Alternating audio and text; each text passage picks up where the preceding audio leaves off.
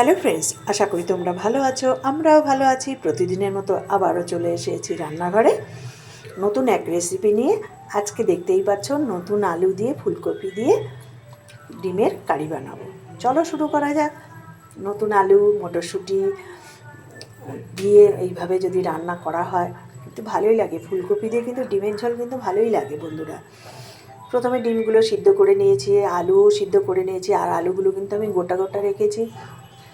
আলুগুলো আমি প্রথমে ডিমগুলো আমি প্রথমে হালকা হালকা করে কিন্তু আমি ভেজে নেব।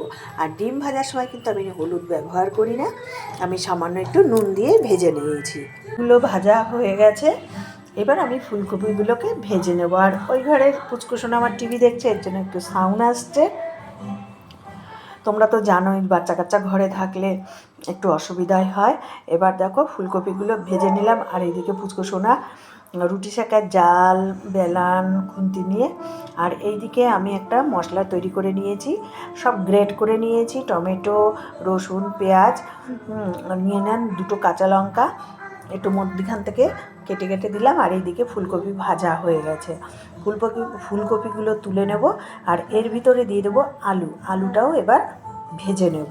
আর নুন দিয়ে আলুটাকে বেশ ভালো করে ভেজে নেব, তাহলে গোটা গোটা আলুর ভিতরে বেশ নুনটা ঢুকে যাবে, খেতেও ভালো লাগবে। আর নতুন আলু তো একটু শক্তই থাকে, তোমরা জানো।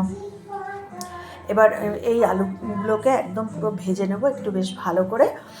ভাজা দেখো প্রায় হয়ে এসছে, এবার আমি তুলে নিয়েছি। এবার এই তেলের দিয়ে মশলাটাকে ভালো করে এবার একটু নাড়াচাড়া করে নেব। নেওয়ার পরে আমি যে গ্রেট করে রেখেছি মশলাগুলো, সেগুলো দিয়ে দেবো। দিয়ে এবার বেশ ভালো করে বেশ কষিয়ে নেব। যেহেতু রসুন আছে, রসুনটাকে কিন্তু একটু ভালো করে কষাতে হবে, নাহলে কাঁচা গন্ধ বেরোবে। আর দেখো এদিকে কিন্তু কষানোর হচ্ছে, আর তার ভিতরে ওই লঙ্কা কিন্তু ভেঙে রেখেছিলাম, সেইগুলো দিয়ে দিলাম।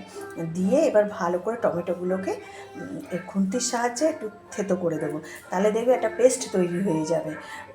সবসময় তো আমরা মিক্সিতে বেটেই খাই, তোমরা এভাবে ঘষে যদি রান্না করে দেখবে তার আলাদাই একটা টেস্ট পাওয়া যায়। আর শিলে বাটা রান্না তো কোনো কথাই নেই।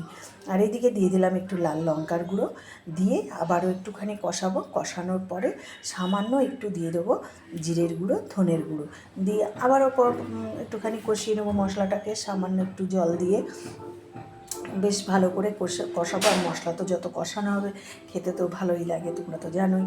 আর মশলা যদি কম কষানো হয় না, দেখবে ঝোলের কিন্তু স্বাদ হয় না। আর এদিকে কিন্তু মশলা কিন্তু কষানো আমার রেডি। এরপরে আমি এক এক করে যে ভেজে রেখেছিলাম আলু, ফুলকপি, ডিম সব একবারেই আমি দিয়ে দেবো। দিয়ে এবার গ্যাস ফুল করে এবার আবারও কষাবো। আর কষানোর পরে দিয়ে দেবো উষ্ণ উষ্ণ কিন্তু গরম জল। আর জানো আমি কিন্তু গরম জল ছাড়া ঠান্ডা জলে কিন্তু আমি রান্না করি না, ঠান্ডা জলে অনেকেই রান্না করে। আর এবার মশলা কষানোর পরে একটু দিয়ে দিলাম মটরশুঁটি। এখন তো শীতের জিনিস বলো, ভালো তো লাগবেই, অল্প দাও আর বেশিই দাও। মশলা কষানোর ভিতর দিয়ে দিলাম, এবার দেখো সব দিয়ে দিলাম। দিয়ে এবার কষিয়ে নিয়ে ঈষদ উষ্ণ গরম জল দিয়ে দেবো। দিয়ে বেশ ঝোলটা বেশ গামাখা হবে। তারপরে নামানোর আগে 1 চামচ ঘি বা গরম মশলা যে যেটাই দাও, আমি তো ঘি দেব। দিয়ে নামিয়ে নিলেই রেডি ফুলকপি, আলু, মটরশুঁটি দিয়ে কারি, ডিমের কারি। আর বন্ধুরা দেখো কেমন লাগছে, দেখতে ভালো লাগছে না? যদি ভালো লেগে থাকে অবশ্যই আমার চ্যানেলটিকে লাইক, শেয়ার, কমেন্ট ও সাবস্ক্রাইব করে দিও।